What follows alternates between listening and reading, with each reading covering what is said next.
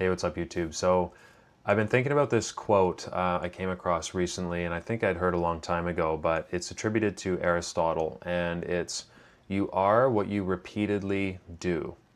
It's really just the first half, but that's what has really stuck with me because, I've been on a fitness journey for a very long time, and that's just one element of, a general self-improvement journey that I've been on as well.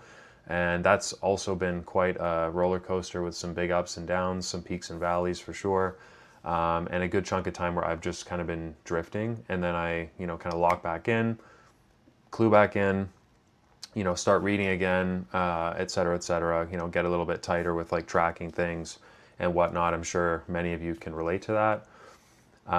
But when it comes to this journey, and take fitness for example, right? For you to say go from 20, 30, 40 plus, I used to be a personal trainer. I've seen literally 50% body fat and higher, which is hard to imagine. That's like, you're beyond grimace hamburglar status at that point. I've seen crazy shit. I myself probably gone up to about 20, 25% at the absolute highest. I'm 5'10". I hit 192 pounds a couple years back. I got strong as hell, but yeah, body dysmorphia was, let's just say I had rose-colored glasses, and I was really I was just focusing on all the strength I was gaining and not really noticing the fact that I was basically getting fat. But yeah, basically, you need to have what amounts to a pretty dramatic identity shift in order to make any sort of real, manifested, and visible to others progress in this domain. And that's kind of the beautiful thing about getting really fit or lean, which is kind of like the thing right now for good reason, and has kind of been my obsession lately, is you achieve such greatness that's only possible through sheer discipline and willpower, but as well as consistency and really good systems that are, on track every day, and really with all the little choices that you make every single day throughout the day, and then on the week and the month and whatnot. And it's funny because with this identity shift in mind, you just become this best version of yourself, this better version of yourself, this leaner, better looking, healthier version of yourself, where all of a sudden your jawline starts popping more, obviously abs and whatnot start popping more. Like for me, just to kind of give a little anecdote. So yeah, like about 2 years ago, I hit 192 at 5'10", and I didn't have a DEXA scan at that time, which is really kind of the only super accurate way to get a real assessment of your body fat percentage, lean mass, and all that, visceral fat, which you should pay attention to even if you're young. And so, let's say I was 25%. I knew I was getting fluffy, so to use a nice word. So I cut down to about I think it was like 178.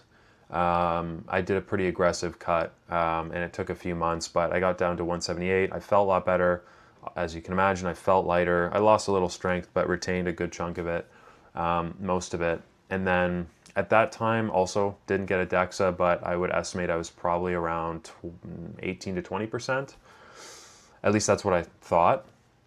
And I cut down again to, now I'm just kind of going from memory here. It's a little bit foggy with timing, but I cut down to let's say 175, maybe 173.5. And I did get a DEXA, and I thought, I was like, oh, torso's looking okay. It's looking pretty good. I can see some ab definition and whatnot. No veins or anything on my torso or legs, but definitely my arms and whatnot.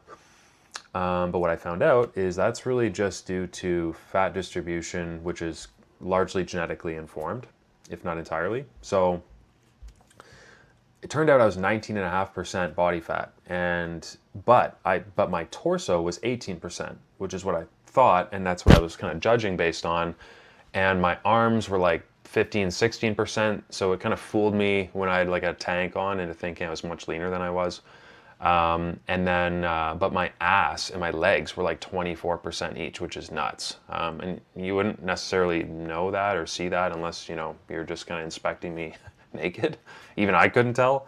It's not like I had a bunch of cellulite on my thighs or anything, but yeah, just genetically informed, I guess.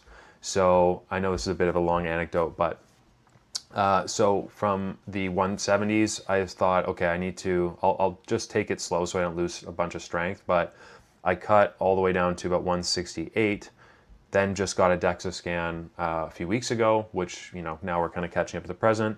And I was 15% flat, now down to like 12% in the arms, 13% in the torso, though I felt like I didn't look it yet. And then still my ass and legs are like, and my lower back are super stubborn. They're sitting at like 19-20% still, which is fucking annoying.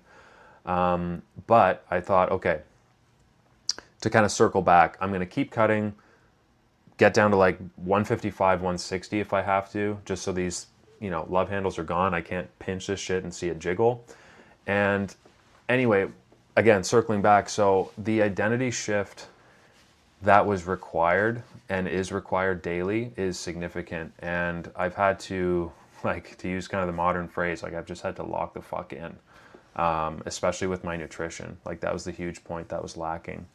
And to kind of come back to the central, like the title, the theme of the video, this you are what you repeatedly do, right? So these systems in place, all these positive things is kind of what I've been focusing on so far, like these positive changes that I've made. And this is just one category, is the fitness and health, getting lean. But it's required me to become a much more disciplined person who is much more okay with saying no to a whole bunch of different things, whether it's just like eating a piece of cake, having a beer with friends, what have you, right? But it got me thinking, like, when it comes to some of the negative habits that tons of us have, and I've definitely gotten rid of a bunch of them without getting into too crazy detail. Let's just say I've dropped a bunch of bad habits, and I still have a couple I want to get rid of. But I think a really helpful way to look at this for yourself, if you're struggling with what you feel is, maybe one serious one or just a bunch of like little bad habits or whatnot, think about this quote: "You are what you do." I know we've all heard that you are what you eat, but you are what you do. And kind of flip the script a little bit and think about it as like in the third person. And let's say that, you have this bad habit of, most weeknights after work, like you spend a couple hours on the couch, 2-3 hours on the couch, eating kind of unhealthy food, having a few beers, ripping bongs, I don't know. And, getting into the Doritos and the Cheetos and shit. Now, when you're just looking through your own eyes, first person, and you're sort of on autopilot, you tell yourself some narrative without even thinking, and you just go graze and look through the cabinet, through the pantry, you find those Doritos, you find some chips, some cookies, whatever it is. You don't really think too hard about dinner, maybe even order a pizza, go and grab a beer out of the 6-pack from the fridge without even thinking. You're just on autopilot. But then if you imagine yourself in sort of a third person, like the truth is, just for that example, you are a guy that sits on the couch for 3 hours a night, eating fucking Doritos and chugging back Bud Lights. Like, that's what a loser does. No? You are someone that busts nuts all over his own hands twice a day. You are someone that never ever goes to the gym. And yeah, I know the tone of my voice like makes it sound worse, but those things suck. That's terrible. That's not how you want to be living your life. Now, you can flip and focus on maybe the positive things that you do, right? Like, you are someone that works really hard and cares about doing a good job at work. You're someone who has a great work ethic. Awesome.